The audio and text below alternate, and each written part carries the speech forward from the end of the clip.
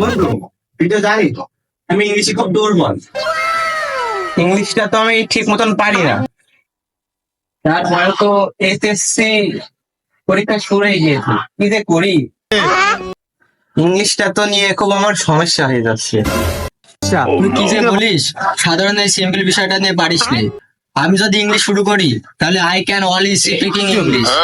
তুই এত সুন্দর ইংলিশ কোথা থেকে শিখলি? তুই আর আমি তো ছোটবেলা থেকে একই স্কুলে পড়াশোনা করি।